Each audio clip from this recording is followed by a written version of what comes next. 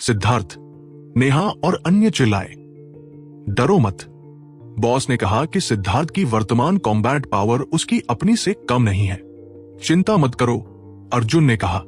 राघव ने उसे बताया था कि संकट के समय में सिद्धार्थ सबसे भरोसेमंद वॉरियर है। जब वह मौजूद नहीं होगा, सिद्धार्थ निश्चित रूप से नंबर 1 होगा। एक क्रोधित गर्जना ने भूमि को हिला दिया। प्रचंड दबाव दुनिया पर उतर आया, जैसे कोई प्राचीन बीस्ट अंततः जाग गया हो। एक ब्रॉन्ज जायंट जमीन से उड़कर बाहर आया। उसके नीचे की जमीन फिर से धंस गई। उसकी मौजूदगी से पूरी दुनिया कांप रही थी। वो क्या है? क्या वो कोई मॉन्स्टर है? ये कैसे संभव है? 30 मीटर लंबा सिद्धार्थ, जो भगवान जैसा दिख रहा था, देखकर सभी राइटियस और करप्ट एक्सपर्ट्स हैरान रह गए। उनके लिए तो छोड़ो, यहां तक कि सीमा और अन्य भी चौंक गए। उन्होंने कभी नहीं देखा कि सिद्धार्थ ऐसे स्थिति में प्रवेश करे। अन्य लोग कुछ ऊर्जा बुलाकर 300 मीटर तक ऊंचाई तक पहुंच सकते थे। 30 मीटर कुछ भी नहीं था, लेकिन ये लोग जैसे शुभम और विनायक, जिन्होंने अर्थ स्पिरिट बैटल आर्मर्स बुलाए थे। सिद्धार्थ का वास्तविक शरीर अचानक इतनी विशालता में बढ़ना बेहद चौंकाने वाला था। मरो! सिद्धार्थ की गर्जना ने हेवंस को हिला दिया। उसका बोन क्लब उसके साथ बढ़ गया, एक विशाल बोन पिलर बन गया। जब उसने क्लब को नीचे गिराया तो स्पेस भी ध्वस्त हो जाता। अजय हैरान था। वो निर्दयी चरित्र था, लेकिन विशाल, क्रोधित सिद्धार्थ को देखकर उसका दिल कांप उठा। अजय ने फिर से अपनी फिस्ट से क्लब का सामना किया। इस बार उसने अपनी शक्ति बढ़ा दी थी, लेकिन अनब्लॉकेबल फोर्स ने उसे हवा में उड़ा दिया। उसने खून उगल दिया और अपनी बाह में दर्द महसूस किया। उसके अपर रोब्स उड़ गए। असंभव! अजय ने पहले ही अपने स्पिरिट ब्लड की शक्ति सक्रिय कर ली थी। ये मॉन्स्टर कौन है? सभी जायंट सिद्धार्थ को देखकर चकित थे। उन्हें गूस बम्प सा आ गए। राघव के आसपास सभी लोगों के लिए वो मॉन्स्टर जैसा क्यों है? आकाश पहले ही बैटलफील्ड से पीछे हट गया था। जैसे जैसे लड़ाई तीव्र होती गई, वो हेल्पलेस महसूस करने लगा कि अब उसे संरक्षित करने की जरूरत है। हालांकि वो पावरलेस महसूस कर रहा था। वो बुद्धिमान था। यदि वह बाहर गया तो केवल दूसरों को रोकता। भले ही यहां आना थोड़ा इंपल्सिव और बिना सोच समझ के था, उसने पछतावा नहीं किया। वो गरीब परिवार से आया था। उसकी गरीबी इतनी थी कि उसके पास केवल गर्व बचा था। इतनी शक्तिशाली एक्सपर्ट्स के साथ लड़ाई करना और उन्हें भाई मानना, ये उसके लिए मूल्यवान था, भले ही वो अपनी जान खो दे। आकाश अबोरिजिनल्स के बीच पीछे हट गया। उसका वर्तमान मिशन केवल उनकी रक्षा करना था। जैसे वे उसने आकाश की ओर देखा, विशाल सिद्धार्थ अभी भी हवा में तैर रहा था और आकाश ने उसे देखकर सम्मान की भावना महसूस की। इस युग में शक्ति सबसे बड़ा आकर्षण रखती थी। Death spirit energy. अजय ने गर्जना की और काला ऊर्जा उसके शरीर के चारों ओर घूमने लगा। उसके माथे पर एक भयानक चेहरे की छवि उभरी और काले ऊर्जा के घूमने से वो एक डेविल की तरह लग रहा था, जो हेल से चढ़कर आया हो। अजय क्रोधित था। ये उसकी पहली लड़ाई थी जब वो रैंक 4 सेलेस्टियल बना था, लेकिन उसने वास्तव में सिद्धार्थ जैसे फ्रीक का सामना किया।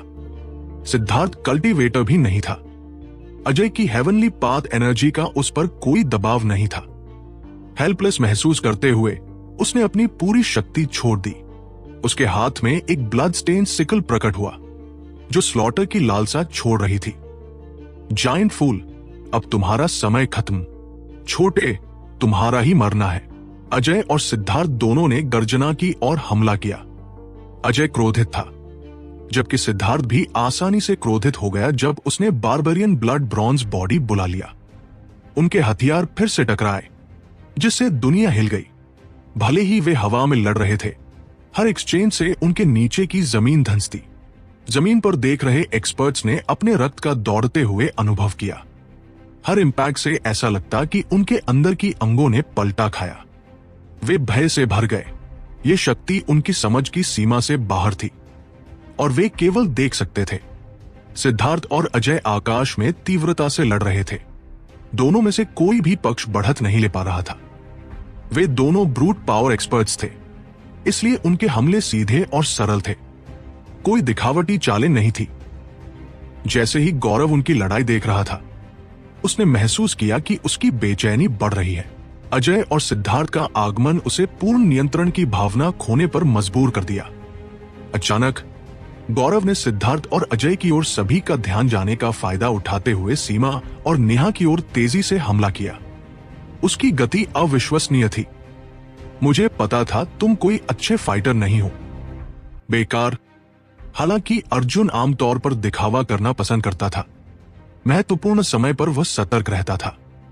राघव से सिद्धार्थ की कॉम्बैट पावर के बारे में सुनने के बाद वो अजय को लेकर चिंतित नहीं था, इसलिए उसका पूरा ध्यान गौरव पर था। जैसे ही अर्जुन ने देखा कि गौरव की नजरें इधर उधर घूम रही हैं, वो जान गया कि गौरव क्या सोच रहा है। उसने एक विशाल गोल्डन क्रॉसबो निकाल लिया। ये उसकी महानतम कृति थी, उसके वॉर्ड ब्रेकर क्रॉसबो का अपग्रेडेड संस्करण। जैसे जैसे उसकी शक्ति बढ़ी, उसकी फॉर्जिंग आर्ट्स और निखर गई। उसकी बाह से भी मोटी एक गोल्डन एरो चुपचाप निकलकर गौरव के बीच में लग गई। इसका अटैक पावर चौंकाने वाला था। गौरव ने स्पष्ट रूप से नहीं सोचा था कि अर्जुन इतनी आसानी से उसके विचार पढ़ लेगा। इसके अलावा यह हमला अचानक आया और समय और कोण लगभग पूर्णता की सीमा पर थे। गौरव ने नाक भौं सिकोड़ते हुए अपनी ब्लैक स्वॉर्ड से वार किया। बूम! अर्जुन की गोल्डन एरो फट गई, लेकिन विस्फोट की शक्ति इतनी बड़ी थी कि वॉइड तक हिल गया। गौरव सैकड़ों मीटर पीछे उड़ गया। गौरव का चेहरा अनायास बदल गया। जिस क्षण उसने गोल्डन एरो को काटा, वो स्वतः ही फट गई। अगर उसने समय पर अपनी हेवनली पाथ एनर्जी से ढाल नहीं बनाई होती तो वो घायल हो जाता। कम से कम वह धूल से ढक जाता। ये चाल बहुत ही खतरनाक थी। हे इडियट, मेरी एक्सप्लोडिंग एरोस का स्वाद कैसा लगा? अर्जुन ने अपने विशाल क्रॉसबो को कंधे पर रखकर ठंडी मुस्कान दी। लेकिन असल में अर्जुन का दिल डूब गया। गौरव की शक्ति उसकी अपेक्षाओं से कहीं अधिक थी। उसकी ये एक्सप्लोडिंग एरो आसानी से पहाड़ों को तोड़ सकती थी, और सामान्य रैंक 4 सेलेस्टियल के लिए इसे लगते ही वे कम से कम गंभीर रूप से घायल हो जाते। गौरव को एरो की चाल के बारे में पता नहीं था, और उसने केवल एक यादृच्छिक स्लैश छोड़ी थी। उस समय उसके पास कोई सुरक्षा नहीं थी, फिर भी वह घायल नहीं हुआ।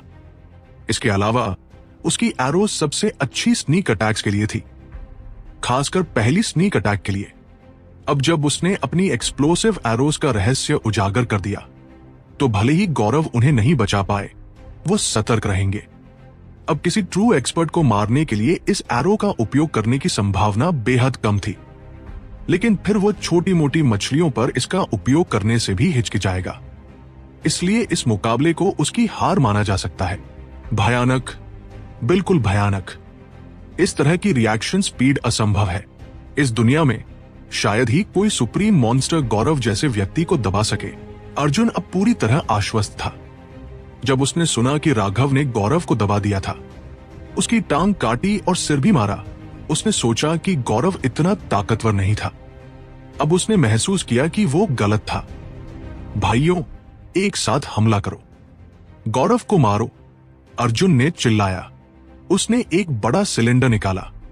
अर्जुन ने एक सिलेंडर निकाला जो कई फीट मोटा और 6 मीटर लंबा था। उसने उसे गौरव की ओर इशारा किया। सिलेंडर की रून्स चमक उठीं और चारों ओर सिसकती आवाज गूंज उठी। अनगिनत फुटलॉन्ग नीडल्स हवा में छेद कर रही थी, जिनमें शॉकिंग शक्ति थी।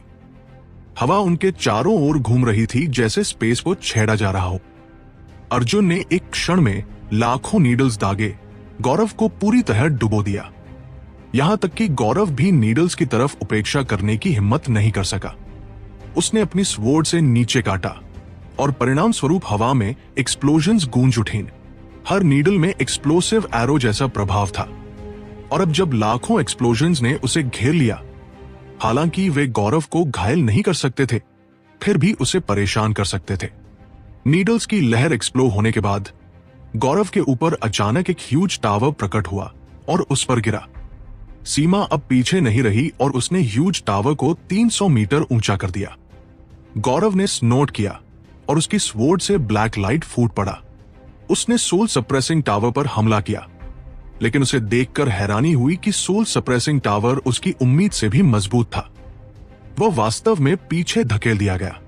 सीमा और सोल सप्रेसिंग टावर स्वाभाविक रूप से एक दूसरे के लिए उपयुक्त थे और उसकी विशाल सोल एनर्जी के कारण उसने सोल सप्रेसिंग टावर को उसकी सबसे बड़ी शक्ति रिलीज करने की अनुमति दी। अचानक नेहा की वाइन ब्लेड्स, मनोज का स्पीयर और वाजिद की स्वॉर्ड वहां पहुंच गई। बूम! गौरव ने फिर से अपनी स्वॉर्ड से हमला किया और उनकी सभी अटैक्स को तोड़ दिया, लेकिन वह फिर से पीछे धकेल दिया गया। वो हैरान और क्रोधित था। यह समझ नहीं पा रहा था कि ये रैंक 3 सेलेस्टियल्स इतने शक्तिशाली कैसे हो सकते हैं। Corrupt people gauge. गौरव की थर्ड आई ने अचानक मनोज की ओर लाइट की एक किरण छोड़ी। मनोज ने महसूस किया कि जैसे कोई डेविल उसे घूर रहा हो। वो मूव नहीं कर सका और केवल देख सकता था कि लाइट की किरण उसकी ओर बढ़ रही है। मृत्यु का एहसास उसे घेर गया। वो नहीं जानता था कि ये लाइट क्या है, लेकिन वह निश्चित था कि यदि ये स्ट्राइक करेगी तो वह निश्चित रूप से मर जाएगा, लेकिन वह डॉज नहीं कर सकता था। Soul suppressing light. सीमा ने हैंड सील्स बनाए और जल्दी से सोल सप्रेसिंग टावर को ब्लॉक करने के लिए प्रेरित किया। इस समय सोल सप्रेसिंग टावर की रून्स टावर के शीर्ष पर कंडेंस हुई। इसने भी एक किरण छोड़ी। दोनों किरणें टकराई और भयानक सोल एनर्जी बैटलफील्ड में फैल गई। जिनकी स्पिरिचुअल स्ट्रेंथ कमजोर थी, उन्हें ऐसा लगा जैसे उनके सिर में नीडल्स घुस रहे हों। नेहा ने देखा कि सीमा का चेहरा अब बेहद पेल था। उसके मुंह के कोने से थोड़ी सी रक्त बह रही थी। उसने स्पष्ट रूप से उस एक्सचेंज से चोट खाई थी। मेरी अटैक को सोल एनर्जी से ब्लॉक करने की क्षमता, तुम्हारी स्पिरिचुअल स्ट्रेंथ बहुत मजबूत है। बढ़िया, तुम निश्चित रूप से जरूरी हो। गौरव की आंखें चमक उठीं। नेहा क्रोधित हो गई और तुरंत अपने हाथों में 2 वाइन ब्लेड सामन किए। उनके चारों ओर अनंत रून्स नाचने लगे और वो गौरव की ओर बढ़ी। सीमा की इंजरी ने नेहा को भारी दर्द दिया। सीमा ने हमेशा उसकी देखभाल की थी। हालांकि वो थोड़ी पेटी थी, सीमा हमेशा उसे मान देती थी। अब जब उसने उसे घायल देखा और गौरव ने इतनी बेहिचक बातें कही, नेहा ने अब सीमा की वार्निंग की परवाह नहीं की। वो अब स्टॉलिंग की परवाह नहीं कर रही थी। वो गौरव को मारना चाहती थी। Storms fury. नेहा की पीठ पर अचानक 2 पंख प्रकट हुए। वे 30 मीटर लंबे थे और दूसरों के पंखों से अलग थे। दुनिया एक क्षण के लिए शांत हो गई। ऐसा लग रहा था जैसे पूरे विश्व की वाइंड एनर्जी नेहा द्वारा खींच ली गई हो। उसके वाइन ब्लेड्स के चारों ओर घूमती रून्स अचानक तेजी से एक्सप्लोर हो गई। इतनी तेजी से कि अब उन्हें देखना असंभव था। नेहा ने अपने वाइन ब्लेड्स गौरव की ओर काटे। जैसे ही उन्होंने स्पेस को काटा, वॉइड साफ कट गया। गौरव दंग रह गया। उसने कभी इतनी टेरिफाइंग वाइन कल्टीवेटर नहीं देखी थी जो क्लोज रेंज में लड़ती हो। और भी 2 वाइन ब्लेड्स ने इतनी प्रेशर छोड़ी कि वो हाई ग्रेड ट्रेजर आइटम से भी अधिक था। उसने अपनी स्वॉर्ड से काटा, लेकिन उसने महसूस किया कि एक इरेजिस्टिबल शक्ति उसे उड़ा रही थी। Storm apocalypse. सभी के जबड़े खुल गए, लेकिन बड़ी शॉक बाद में आया। अपने बाल हवा में नाचते हुए नेहा ने 2 वाइन ब्लेड्स को मर्ज किया और एक स्थियर बनाया। स्टॉर्म स्थियर के भीतर 4 बड़े वाइन ब्लेड्स घूम रहे थे। एक पेनफुल विस्लिंग साउंड आ रही थी जो ब्लेड स्क्रैप होने जैसी आवाज दे रही थी। स्टॉर्म स्थियर ने उसके हाथ छोड़े और गौरव की ओर बढ़ा। यह तेजी से बड़ा हुआ जब तक कि यह गौरव तक पहुंचा। यह 1 माइल चौड़ा हो गया। गौरव सीधे स्टॉर्म स्थियर में घिर गया। यह अटैक इतनी तेजी से आया कि वह पिछले अटैक से रिकवर भी नहीं कर सका। स्टॉर्म स्थियर जमीन से टकराने पर तुरंत एक्सप्लोड नहीं हुआ। यह केओटिक रूप से घूमता रहा। पृथ्वी फट गई और वह जमीन के भीतर गहरा था जब अचानक एक्सप्लोड हुआ। भूकंप आया। जमीन पर खड़े एक्सपर्ट्स ने अचानक शॉकवेव महसूस किया। उनमें से कई इसे सहन नहीं कर पाए और खून उगलने लगे। जमीन एक्सप्लोड हुई और एक आकृति उठ गई। गौरव के बाल उलझ गए थे और वह धूल से ढका था, लेकिन उसकी गेज और भी उत्साहित थी। नेहा को देखकर वो बिल्कुल गुस्सा नहीं हुआ। वह तो आनंदित था। मेरी किस्मत वाकई खराब नहीं है। मैं तुम्हें दोनों चाहता हूं। अगर तुम सुनना नहीं चाहती तो जब मैं तुम्हें पपेट्स में बदल दूंगा तब तुम निश्चित रूप से पीक ग्रेड बन जाओगी, गौरव ने हंसते हुए कहा। गौरव के पीछे एक ह्यूज इल्यूसरी फिगर प्रकट हुआ। ब्लड रेड रून्स घूमने लगे जब उसने अपनी ब्लड डेविल पोजेशन एक्टिवेट की। नेहा और सीमा की शक्ति उसकी उम्मीद से अधिक थी। अगर वह उन्हें पकड़ लेता तो करप्ट पाथ के पास अनगिनत तरीके थे उन्हें मानने के लिए मजबूर करने के। यह सोचकर कि वह 2 पियरलेस ब्यूटीज प्राप्त करेगा जो पावरफुल हेल्पर्स भी होंगी, वो उत्साहित था। नेहा का फ्यूरी बिल्कुल भी कम नहीं हुआ। उसने फिर से वाइन ब्लेड्स कॉन्डेंस किए और गौरव पर हमला किया। बूम! गौरव अपनी ओरिजिनल जगह पर खड़ा रहा जबकि नेहा पीछे धकेल दी गई। हे, थोड़ा संभल कर, मैं अब सीरियस होने वाला हूं। गौरव अचानक हवा में प्रकट हुआ और उसके पीछे काउंटलेस आफ्टर इमेजेस समन हुए। उसकी स्पीड बढ़ गई। One sword hunts the soul. Wajid का फ्लाइंग रेनबो उसकी ओर काटता हुआ आया। यह उसका सबसे शक्तिशाली हमला था और उसकी किलिंग इंटेंट ने वॉइड को हिला दिया। बूम! गौरव के पास केवल ब्लॉक करने का विकल्प था और परिणाम स्वरूप दोनों पक्ष पीछे धकेल दिए गए। लेकिन गौरव केवल 3 मीटर पीछे गया जबकि वाजिद हवा में उड़ गया। Dragon pierces out of the sea. Wajid का हमला अभी समाप्त हुआ ही था कि मनोज की स्पेयर आगे बढ़ी। उसी समय एक एरो एक चालाक कोण से आई। गौरव ने अपनी स्वॉर्ड से मनोज की स्पेयर को ब्लॉक किया जबकि दूसरी हाथ से उसने अर्जुन की एरो को चकनाचूर कर दिया। जैसा कि अपेक्षित था, यह भी एक एक्सप्लोसिव एरो थी जिसने उसकी आस्तीन उड़ा दी। जैसे ही उसने उन दोनों हमलों को ब्लॉक किया, सीमा का सोल सप्रेसिंग टावर फिर से नीचे उतरा और उस पर टकराया। गौरव उनके हमलों में फंस गया। ये पांचों स्वयं में ही शॉकिंग एक्सपर्ट्स थे। जब वे साथ काम करते हैं और पीछे नहीं हटते तो गौरव भी अस्थायी रूप से कुछ नहीं कर सकता। लॉर्ड गौरव को रोका जा रहा है। हम क्या करें? करप्ट एक्सपर्ट्स को ऐसा लगा जैसे वे सपना देख रहे हों। बस खड़े मत रहो, उन बेकार लोगों को मार डालो, गौरव ने अर्जुन के साइलेंट स्नीक अटैक से बचते हुए गरजते हुए कहा। तभी उसके बाकी एक्सपर्ट्स ने प्रतिक्रिया दी। 3 रैंक 4 सेलेस्टियल्स के नेतृत्व में वे अबोरिजिनल्स की ओर दौड़े। ब्रदर शुभम, ब्रदर विनायक, बचाव तुम्हारे लिए छोड़ देंगे, अर्जुन ने शाउटेड किया। वर्तमान लड़ाई आकाश में हो रही थी और दोनों जमीन छोड़कर नहीं जा सकते थे, नहीं तो उनकी शक्ति बहुत कम हो जाती। अगर वे गौरव से लड़ने के लिए शामिल होते तो उनकी अटैक्स बहुत डायरेक्ट और मैसिव होती। यह हाई स्पीड बैटल के लिए उपयुक्त नहीं था, इसलिए वे अच्छी तरह से मिलकर नहीं लड़ पाते। वास्तव में वे अपनी रिदम तोड़ सकते थे। केवल गौरव के एक्सपर्ट्स ही नहीं बल्कि अजय के एक्सपर्ट्स भी अब 4 रैंक 4 सेलेस्टियल्स के नेतृत्व में चार्ज कर रहे थे। हम तुम्हें एब्सोल्यूट डिफेंस दिखाएंगे। शुभम और विनायक अभी भी अपनी अर्थ जाइंट फॉर्म्स में थे।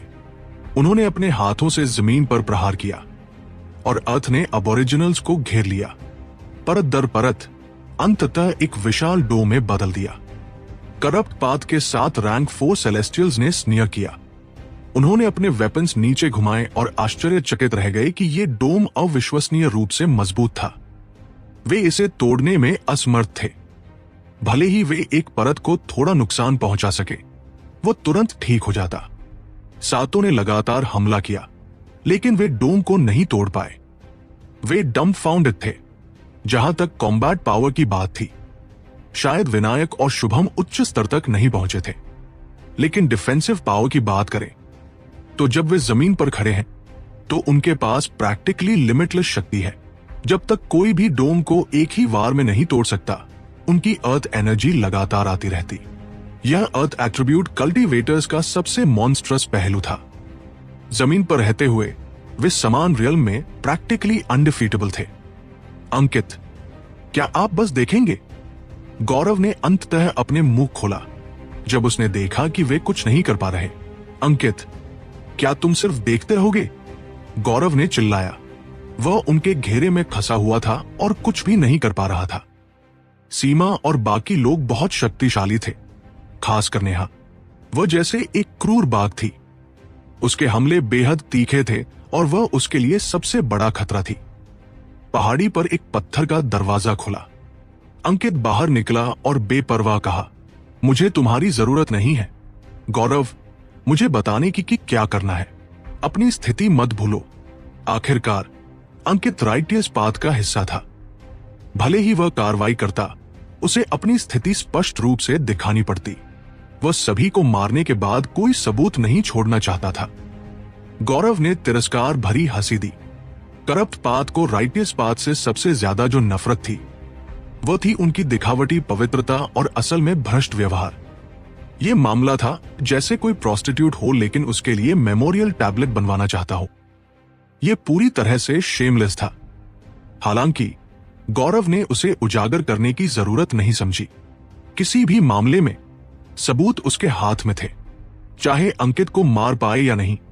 अंत में गौरव इसका उपयोग करेगा कि अंकित ने राघव को फंसाने के लिए उसके साथ मिलीभगत की थी और राइटियस पाथ के मूर्खों को कठोर रूप से अपमानित करेगा। राघव ने अबोरिजिनल्स के साथ मिलकर राइटियस पाथ को नुकसान पहुंचाया। उसके निर्दयी तरीकों ने उसे अपराधी बना दिया।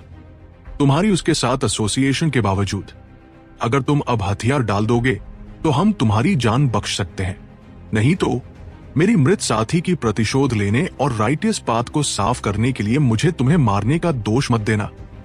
अंकित ने चिल्लाया। मनोज और बाकी इतने क्रोधित थे कि उन्हें लगा उनके फेफड़े फट जाएंगे। ये नीच वास्तव में बहुत खतरनाक था। वो स्पष्ट रूप से करप्ट पाथ के साथ मिलीभगत कर रहा था, फिर भी इतनी घमंडी तर्क दे रहा था। अंकित, तुम बेशर्म कचरा हो।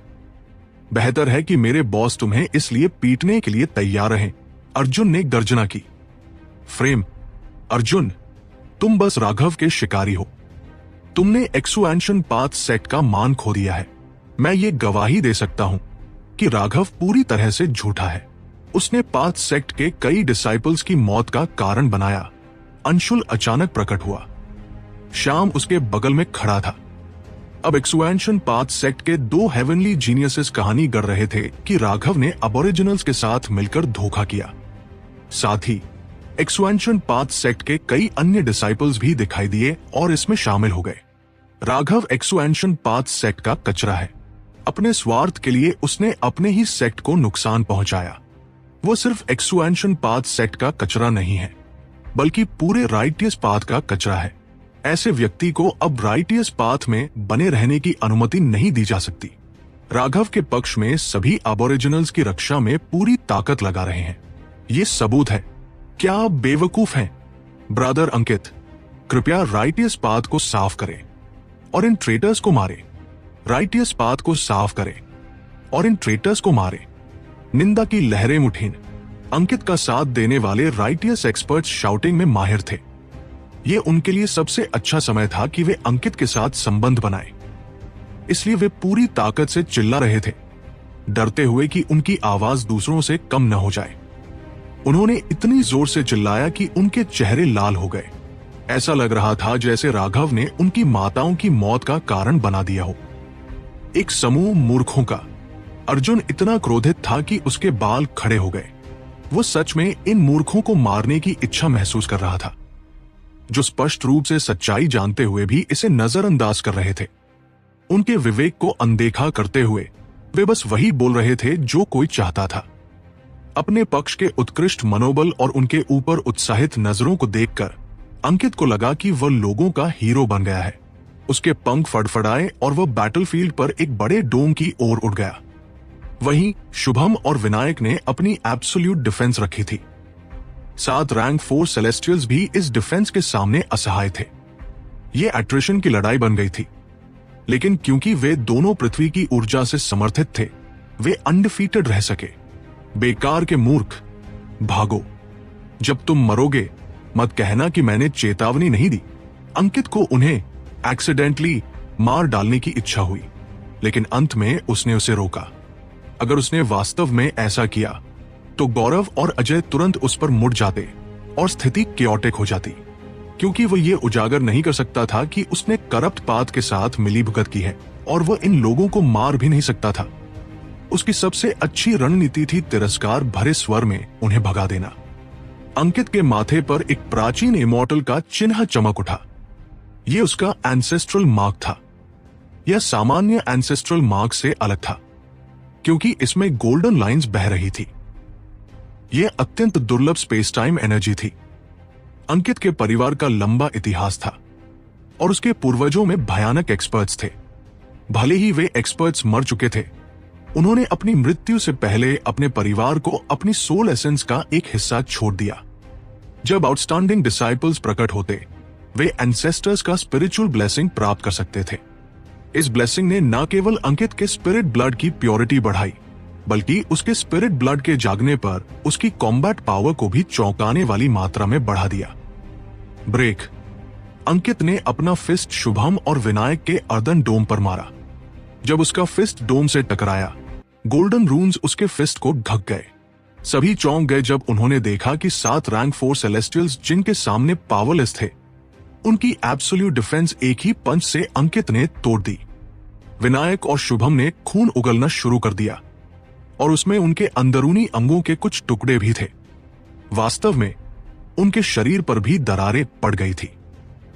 वे बस एक कदम दूर थे विस्फोट होने से। अंकित का हमला साधारण लग रहा था, लेकिन उसने वास्तव में एक अत्यंत शक्तिशाली मैजिकल आर्ट का इस्तेमाल किया था। उस मैजिकल आर्ट पर उसका नियंत्रण चरम पर था। इसी कारण इसकी ऑरा सघन थी और बाहर नहीं निकल रही थी। इस वार से दोनों लगभग मर ही गए थे। उन्होंने इसकी शक्ति का 80% झेला, लेकिन कमजोर कल्टीवेशन बेसिस वाले अन्य अबोरिजिनल्स बेहोश हो गए। उनके शरीर से खून बह रहा था। केवल आकाश, शिव और कोशर जैसे एक्सपर्ट्स इसे बिना घायल हुए झेल पाए, लेकिन उनके सिर में घंटी जैसी आवाज गूंज रही थी। राइटियस पाथ के द्रोही, तुमने सिनिस्टर अबोरिजिनल्स के साथ मिलकर राइटियस पाथ को नुकसान पहुंचाने की साजिश की और बार बार इसे रोकने से इनकार किया। अब इसे आकाश के स्थान पर नष्ट करने के लिए दोष मत देना। अंकित ने धर्मपरायणता से चिल्लाया। उसका हाथ उनकी ओर मारा। यह हमला उसके पिछले हमले से कम नहीं था। वास्तव में यह शोर सुनकर शायद इससे भी शक्तिशाली लग रहा था। अर्जुन को नेहा और अन्य की मदद रोकनी पड़ी। 3 विशाल तीर अलग अलग कोनों से अंकित की ओर गए।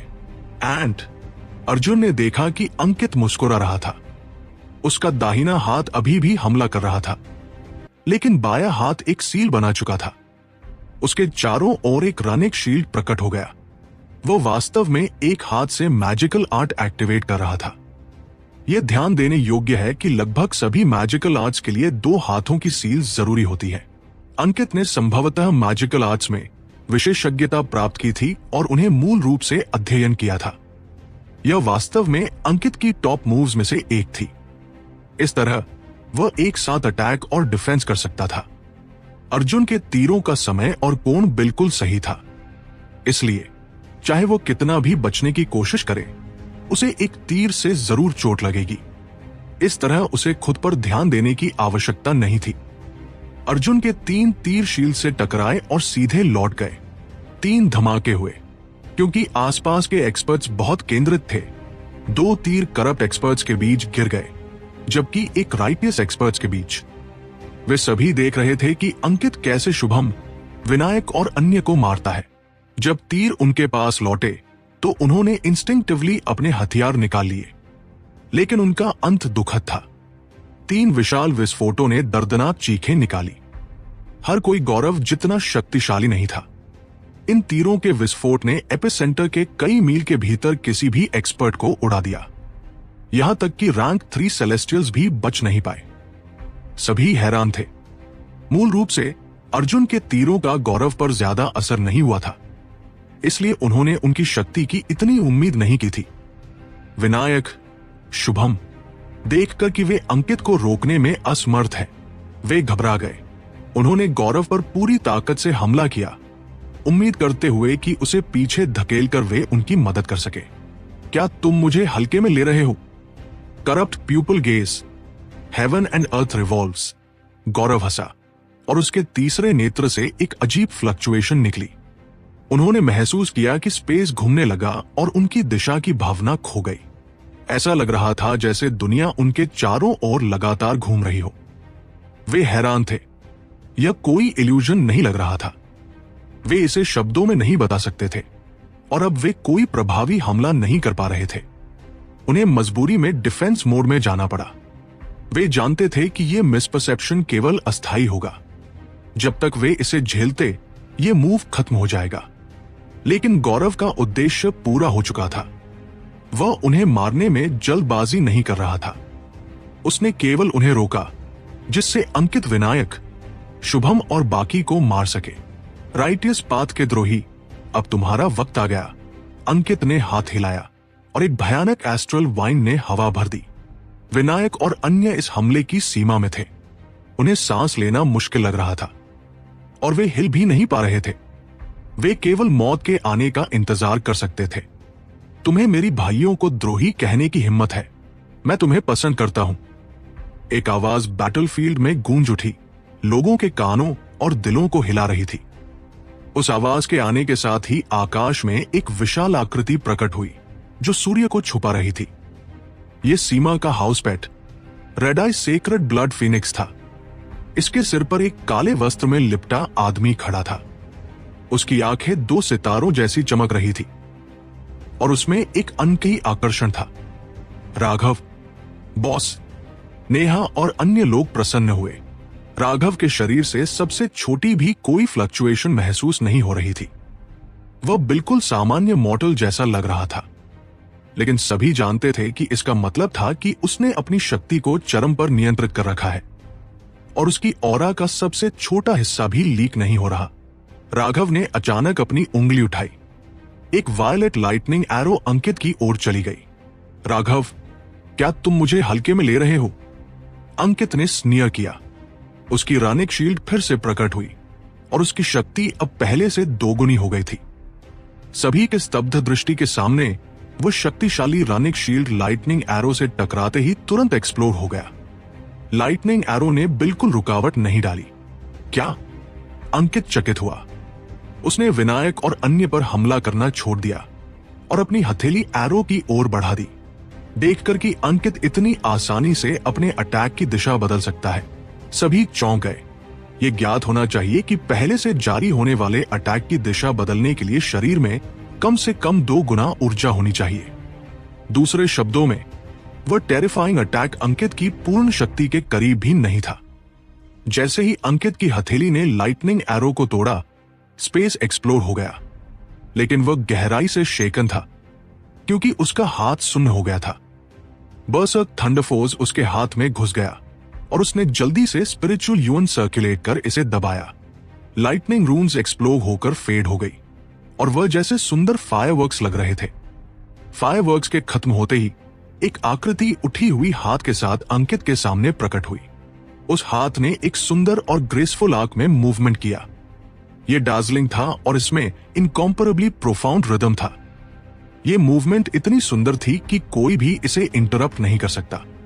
जैसे ही लोग इससे मोहित हुए, राघव की स्लैप ने अंकित के चेहरे पर भयंकर वार किया। उस गूंजती आवाज से मानो हेवन और अर्थ हिल गए। अंकित जमीन पर गिरा और एक विशाल अर्थ वेव फैल गई। एक ही स्लैप में राघव ने पीक एक्सपर्ट को उड़ाया, यहां तक कि गौरव का चेहरा भी थोड़ा बदल गया। वो लड़ाई जारी रखने के बजाय धीरे धीरे पीछे हट गया। वह पूरी तरह से राघव पर केंद्रित था और अपनी ऊर्जा सर्कुलेट करने लगा ताकि अपनी ग्रेटेस्ट पावर रिलीज कर सके। दूसरी ओर सिद्धार्थ ध्यान नहीं दे रहा था। अपनी बार्बरियन ब्लड ब्रॉन्ज बॉडी में वो पागलों जैसा महसूस कर रहा था और बाहरी दुनिया में हो रही किसी भी चीज की परवाह नहीं कर रहा था। उसका क्लब लगातार अजय पर स्मैशिंग कर रहा था। अजय पूरी शक्ति से जवाब दे रहा था। सिद्धार्थ को पीछे धकेल दिया। जैसे ही सिद्धार्थ फिर से अटैक करने वाला था, अर्जुन ने उसे रोक लिया। अब जब राघव आ चुका था, उन्हें राघव की योजना के अनुसार ही कार्य करना था। सिद्धार्थ रुका और उसका शरीर तुरंत श्रिंक हो गया। उसका चेहरा थोड़ा पेल था और उसने तुरंत एक huge leg of a magical beast निकाली और तरीके से खाना शुरू कर दिया। राघव के आने के साथ ही सभी लड़ाइयां रुक गई। राघव ने अपने एनिमीज की ओर भी नहीं देखा। वो विनायक और शुभम के पास गया। उनके कंधे पर हाथ रखकर उसने कहा, गुड वर्क, तुम समय पर आए, ये अच्छी बात थी। विनायक ने अपनी पसीना पोंछते हुए कहा। अंकित उनके लिए बहुत मजबूत था। Big brother Raghav, sorry, kosher ने कहा। राघव ने कोशर को जोर से गले लगाया। उसने उसके कंधे पर हाथ रखा। अब तुम एक आदमी हो। दूसरों से सिर्फ रैंडमली अपोलोजाइज मत करो, वरना तुम आदत डाल लोगे कि तुम्हें आत्मविश्वास की कमी है। कभी कभी लोग हॉट हेडेड होकर फूलिश काम करते हैं, लेकिन केवल वही लोग जो फूलिश काम करने की हिम्मत रखते हैं असली आदमी हैं। अगर तुम हमेशा ओवर कॉशियस रहोगे और हर एक्शन की स्कीम करोगे तो अंततः तुम खुद को खो दोगे और तुम्हारा कल्टीवेशन पाथ अपने ही कारणों से सीमित हो जाएगा। इस दुनिया में कोई एब्सोल्यूट सही या गलत नहीं है, लेकिन एक हॉट ब्लडेड आदमी अपनी हॉट ब्लडेडनेस खो नहीं सकता, वरना उसने व्यर्थ जीवन जिया। राघव के केवल ये कुछ शब्द कोशर को अत्यधिक ग्रेटफुल महसूस करवा रहे थे। वह उसे ब्लेम करने के बजाय उसकी एक्शंस की सराहना कर रहा था।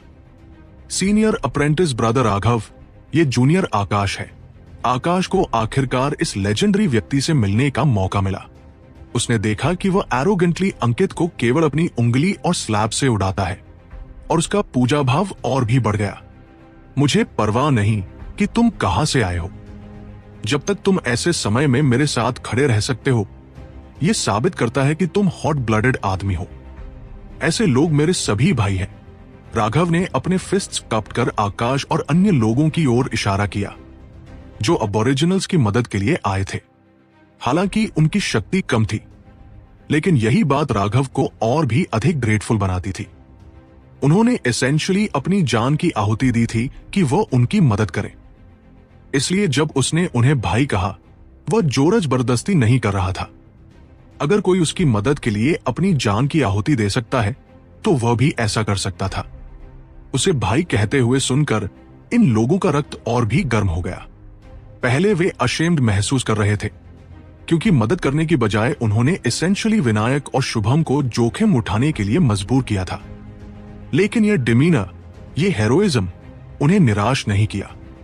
ऐसा व्यक्ति उनके लिए मृत्यु तक का पालन करने योग्य था। बूम! अचानक एक आकृति जमीन से उड़ गई, लोगों को चौंकाया। वो इतनी देर बाद कैसे प्रकट हुआ? राघव द्वारा उसे जमीन के नीचे कितनी गहराई तक फेंका गया होगा? राघव, अंकित का फ्यूरियस रोर हेवेंस को हिला गया। उसकी ऑरा नई ऊंचाई पर पहुंची। यह तो केवल एक स्लैब था। क्या इसके लिए इतना गुस्सा होना जरूरी है? देखो बड़े लड़के गौरव, उसका सिर कट गया, उसकी टांग कट गई, लेकिन वह कोई आवाज नहीं कर रहा। इतना पेटी मत बनो, अर्जुन ने कॉन्टेम्पचुअस कहा। सीमा, मनोज और अन्य सभी राघव के साथ एकत्रित हो गए। तीनों तरफ से अंकित, गौरव और अजय की सेनाएं उन्हें घेर रही थी। जैसा कि अपेक्षित था, गौरव की किलिंग इंटेंट अर्जुन की बात सुनते ही फूट पड़ी। यह ऐसा था जैसे किसी पर नमक छिड़क दिया गया हो। यह स्लैब से भी अधिक गुस्सा दिलाने वाला था। लेकिन गौरव चालाक था और उसने कुछ नहीं कहा। राघव का पक्ष बहुत शक्तिशाली था। अभी अभी उसने केवल अपने हाथ की एक हल्की लहर से अंकित को कष्ट दिया था, और जबकि वह अपनी शक्ति में आत्मविश्वास रखता था, वह जानता था कि वह अकेले राघव, सिद्धार्थ और बाकी सभी का सामना नहीं कर सकता। ऐसा होने पर सबसे अच्छा यही था कि पहले सभी की शक्ति इकट्ठी करके उसे मार दिया जाए, फिर बाकी सब कुछ देखा जाए। वे अपने बीच लड़ाई शुरू नहीं कर सकते थे और राघव को भागने देना भी अस्वीकार्य था। इसलिए भले ही अर्जुन के शब्द अत्यंत इंसल्टिंग थे, उसने अपनी एक्सप्रेशन को स्थिर रखा। वह राघव पर ध्यान केंद्रित किए रहा, उसकी भागने की संभावना पर नजर रखते हुए। तुम राघव हो, हे तुम्हारी जिंदगी अब मेरी है, अजय ने राघव को घूरते हुए कहा, अपने सूखे होंठ चाटते हुए। उसका टांग वास्तव में एक ऑक्स की टांग जितना बड़ा था और वो अत्यंत सिनिस्टर लग रहा था। राघव ने उस पर नजर डाली। तुम्हारी मूर्खतापूर्ण अपीयरेंस देखकर लगता है तुम वही का तुलू वाला हो। अजय हूं, उसने गरजते हुए कहा। आह, लगभग वही बात है, इतना गंभीर होने की जरूरत नहीं। मनीषा ने मुझे बताया कि तुम अच्छे कटिंग बोर्ड हो। मैं सोच रहा हूं अपनी तलवार से तुम्हें कितनी बार काट सकता हूं, राघव ने स्नीयर करते हुए कहा। यह कहने के बाद उसने फ्यूमिंग अजय को अनदेखा किया। अंकित के पीछे खड़े राइटियस एक्सपर्ट से उसने कहा, मैं राघव कोई दयालु आदमी नहीं हूं। मैं तुम्हें कुछ सलाह दूंगा। ये मेरी आखिरी सलाह होगी, इसलिए ध्यान से सुनो। जो मुझे फ्रेम करना चाहते हैं उनकी मैं परवाह नहीं करता। मुझे कोई फर्क नहीं पड़ता कि तुम ये कर रहे हो चापलूसी के लिए या अपनी सुरक्षा के लिए। तुम्हारी मूर्खता घिनौनी है, लेकिन उसने मेरी सीमा को नहीं छुआ। याद रखो, तुम जो चाहे बकवास बोल सकते हो, लेकिन अपने हाथ में हथियारों से मुझे प्रोवोक मत करो, नहीं तो तुम मेरे दुश्मन बन जाओगे। और मैं अपने दुश्मनों पर दया नहीं करता। सभी लोग राघव की चाल में न फंसे। वो हमें अलग करने की कोशिश कर रहा है। अप्रत्याशित रूप से पहला व्यक्ति जो बोला वह एक्सपेंशन पाथ सेक्ट का अंशुल था। वो श्याम के साथ खड़ा था। राघव ने उनकी ओर तक भी नहीं देखा। मैंने जो कहना था कह दिया।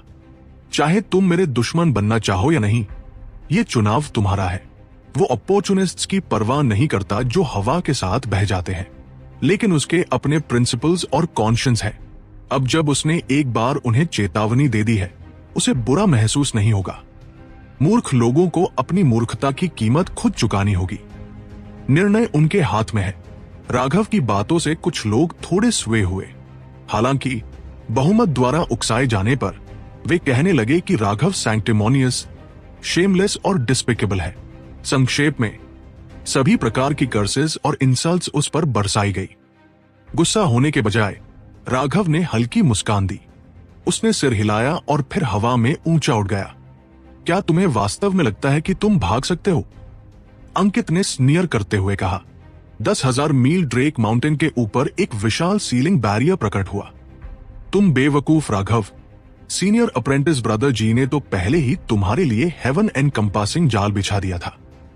राइटियस एक्सपर्ट्स ने स्नीयर किया।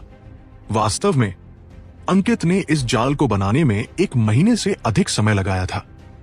यह फॉर्मेशन वास्तव में कुछ ऐसा था जो उसने इमेमोरियल पाथ में लकीली प्राप्त किया था। यह सुनिश्चित करने के लिए कि वह राघव और अन्य को पकड़ सके, उसने अनगिनत संसाधन और सामग्री खर्च की थी। यहां तक कि गौरव को भी इसके बारे में पता नहीं था, क्योंकि अंकित की योजना थी कि वो उसे सबके साथ मार डाले। उसकी राय में उसकी कॉम्बैट पावर गौरव से कम नहीं थी, लेकिन उसे उस पर जीतने का एब्सोल्यूट कॉन्फिडेंस नहीं था। इसलिए यह फॉर्मेशन केवल राघव के खिलाफ नहीं थी। अंकित की भूख इतनी बड़ी थी कि वह राघव और गौरव दोनों को एक ही चाल से निगलना चाहता था। अंकित इस फॉर्मेशन में पूरी तरह कॉन्फिडेंट था। भले ही दोनों पूरी शक्ति से लड़े, यह टूट नहीं पाएगा।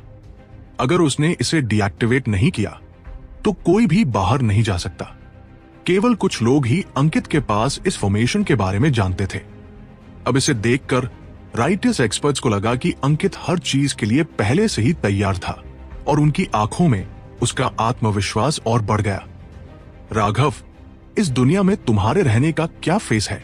अगर मैं तुम्हारे जैसे घटिया ट्रेटर होता तो मैं खुद को मार देता। अपने ही एलाइज को खसाने के लिए तुम राइटियस पाथ किस कम हो। तुम्हें टुकड़ों में काटकर राख कर दिया जाना चाहिए। कुछ समय के लिए राइटियस एक्सपर्ट्स ने वाइल्ड तरीके से राघव को गाली दी, अपनी लॉयल्टी दिखाने के लिए। हर तरह की वल्गर वर्ड्स एक अंतहीन फ्लड की तरह आई। अर्जुन खुला नहीं समा रहा था। उसका क्रोसबो पहले ही उनके ऊपर उठ चुका था। राइटियस एक्सपर्ट्स के प्रति उसका हेट्रेड अब करप्ट पाथ के प्रति उसकी नफरत से भी अधिक हो गया था। इसका कारण यह था कि इस राइटियस एक्सपर्ट्स की भीड़ में कई डिसाइपल्स थे जो एक्सपेंशन पाथ सेक्ट के अधीन सेक्ट से थे। उन्होंने एक्सपेंशन पाथ सेक्ट के डिसाइपल से मदद मांगी थी।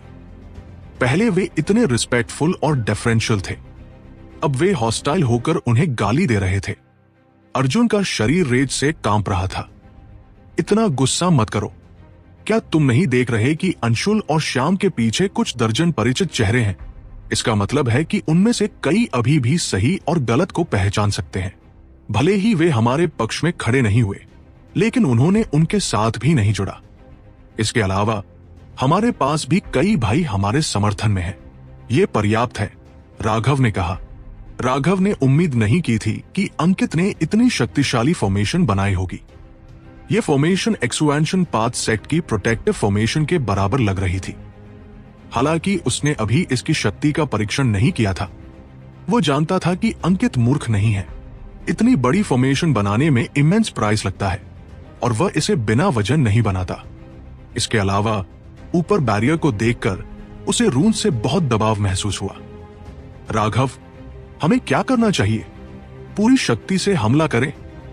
नेहा ने पूछा। राघव ने सिर हिलाया। हमारे पास उन्हें परेशान करने का समय नहीं है, हमें तुरंत निकलना होगा। क्या? क्यों?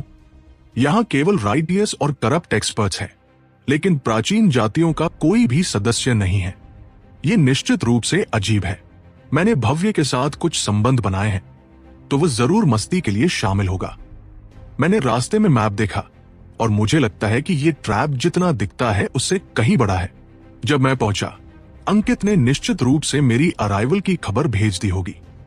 शायद उसने फोटोग्राफिक जेड्स का उपयोग करके प्रूफ दिखाया होगा कि हम सभी खतरे में हैं। अबोरिजिनल्स निश्चित रूप से हमें बचाने के लिए चार्ज करेंगे और उस समय भव्य प्राचीन जातियों के एक्सपर्ट्स को उनके कत्लेआम के लिए ले जाएगा। अगर ऐसा हुआ तो उन्होंने वास्तव में काम को पूरी तरह से बात दिया। अंकित की स्ट्रैटेजी वास्तव में स्किलफुल है, राघव ने कहा। सभी के चेहरे बदल गए, विशेषकर कोशर और शिव। यह सुनकर कि उनके ट्राइब्समैन खतरे में हैं, वे पसीना बहाने लगे। हालांकि अबोरिजिनल्स के पास संख्या का एडवांटेज था। उन्होंने अब देखा कि अंकित, गौरव और अजय कितने पावरफुल हैं। कर्स के बिना भी अबोरिजिनल्स उनका मुकाबला नहीं कर सकते। इस इन्वेडर्स की यह बैच अब तक की सबसे मजबूत थी। अंकित बेहद रूथलेस था। इस एक चाल से उसने प्लान किया था कि सभी अबोरिजिनल्स के एक्सपर्ट्स को समाप्त कर दिया जाए, लेकिन कोशर और अन्य पैनिक करने के अलावा कुछ नहीं कर सकते थे। फिर भी उन्होंने देखा कि राघव की आंखें आकाश में स्वीप कर रही थी, जैसे वो कुछ कैलकुलेट कर रहा हो। किसी ने उसे इंटरप्ट करने की हिम्मत नहीं की। राघव, क्या तुम्हें नहीं लगता कि अब तुम्हारा समय आ गया है कि तुम बाहर आओ और अपनी मौत का सामना करो? अंकित आकाश में खड़ा ग्लोइंग रून्स के बीच। राघव ने सिर हिलाया। विनायक, शुभम। थोड़ी देर में अपनी योजना बताते हुए राघव हवा में उड़ गया। उसके कंधे पर एक ब्लड कलर्ड तलवार रखा हुआ था। अंकित, गौरव, मनोज, आओ और अपनी मौत का सामना करो। राघव के शाउट में उसकी अनराइवल्ड विल थी और साथ ही उसकी ऑरा इरप्ट हुई, कॉजिंग हेवन और अर्थ को हिलने पर मजबूर कर दिया। कॉटिंग डेथ, अंकित, गौरव और अजय सभी फ्यूरियस हो गए। राघव वास्तव में तीनों को एक साथ चैलेंज कर रहा था। यह एक स्पष्ट इंसल्ट था। अंकित ने हैंड सील्स बनाए और एक माइलॉन्ग स्पीयर प्रकट हुई। वो स्पीयर रून से बनी थी और जैसे ही प्रकट हुई, इमेंस प्रेशर रिलीज किया। गौरव की थर्ड आई खुली। एक रे ऑफ लाइट उसके ब्लैक स्वॉर्ड पर चली गई और एक ह्यूज स्वॉर्ड इमेज हवा में सोर हुई। अजय की आंखें ऐसी थी जैसे वो किसी भी समय आग उगल सकती हो। राघव जानबूझकर उसका नाम गलत बोल रहा था। हैंड सील्स बनाते हुए ब्लैक ऊर्जा प्रकट हुई और एक फील्ड का चेहरा बन गया। सिनिस्टर लाफ के साथ वह राघव की ओर दौड़ा। उस दानव की हंसी ने सभी की एक्सप्रेशंस बदल दी। उन्होंने जल्दी से अपनी स्पिरिचुअल योन घुमाई ताकि उसे रोक सके, लेकिन कई लोग अभी भी बहुत धीमे थे। उनके सातों मुखों से रक्त बहने लगा। राघव ने ब्लड रिंकर को दोनों हाथों से पकड़ा। उस पर अनगिनत रून्स जल उठे जो राघव के चारों ओर लिपट गए। एक विशाल तलवार प्रकट हुआ। बूम! सबसे चौंकाने वाली बात यह थी कि राघव ने वास्तव में अपना हमला जारी नहीं किया। उसने उनकी तीनों हमलों को अपने ऊपर आने दिया। एक अजीब आवाज गूंज उठी। राघव के चारों ओर रक्त रंगीन रून्स बिल्कुल भी क्षतिग्रस्त नहीं हुए और राघव भी सुरक्षित था। रक्त रंगीन रून्स बिखर गए। ब्लड रिंकर गर्जने लगा। उस पर प्रकाश खिल उठा जैसे एक खिला हुआ रक्त कमल। बुरा है, उसे रोको, अंकित ने अचानक चिल्लाया। बहुत देर हो गई, राघव ने मुस्कुराते हुए कहा। एक अजीब टेक्निक का उपयोग करते हुए ब्लड रिंकर ने उनके हमलों की शक्ति को आत्मसात कर लिया। साथ ही उसकी स्पिरिचुअल यून भी उसमें बह गई। स्प्लिट द हेवंस दो। बूम! एक क्रेसेंट मून तलवार हवा में उड़ा और आकाश में विशाल बैरियर पर वार किया। पूरी दुनिया वायलेंटली कांप उठी और अनगिनत लोग रक्त उगलने लगे। वे ऐसे थे जैसे कोई किसी बैल के अंदर फंसे हुए चींटियों को मार रहा हो। राघव, लगता है कि तुम अभी भी मर नहीं पाए। भले ही तुमने हमारी सारी शक्ति एकत्र की हो, फिर भी तुम क्या। अंकित मूलतः खुश था कि बैरियर नहीं टूटा, लेकिन जल्द ही एक अजीब आवाज ने उसके चेहरे को पीला कर दिया। हवा में पारदर्शी बैरियर बर्फ के ब्लॉक जैसी थी। अनगिनत क्रैक्स उसमें दिखाई देने लगे जो तेजी से फैल रहे थे। नहीं, बूम! अंकित की अविश्वास से भरी आंखों के सामने पूरा बैरियर टूट गया। अंकित लगभग बैरियर के साथ ही धराशायी होने वाला था।